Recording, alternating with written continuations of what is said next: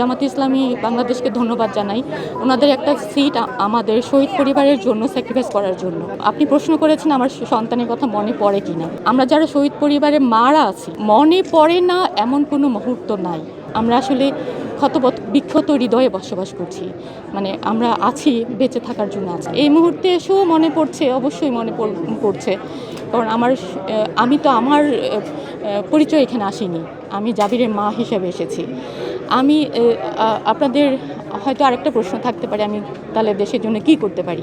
আমি চাই আমার সন্তানের হত্যার সাথে সমস্ত হত্যার বিচার। ইভেন আপনাদের যে সাগর রুনি হত্যা, আমি অনেক দিন থেকে দেখে আসছি এই সাগর রুনি হত্যা, এই বাচ্চা দুটো এভাবেই মারা গেল, এখনও পর্যন্ত কোনো বিচার নাই। আমি ওনাদেরও হত্যার বিচার।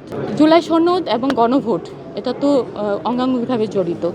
আমি গণভোট এবং জুলাই সনদের বাস্তবায়নে আমার ভূমিকা যতটুকু থাকা উচিত সর্বোচ্চটা দিব ইনশাল্লাহ। আমি অবশ্যই আমার বাচ্চাদের হত্যার বিচার চাইব।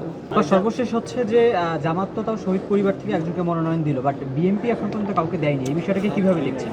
আসলে এটা তো ওনাদের ব্যাপার, ওনারা ধারণ করছে কিনা, জুলাইকে ধারণ করার ব্যাপার। যেহেতু ওনারা যদি ধারণ করতো তাহলে হয়তো দিত।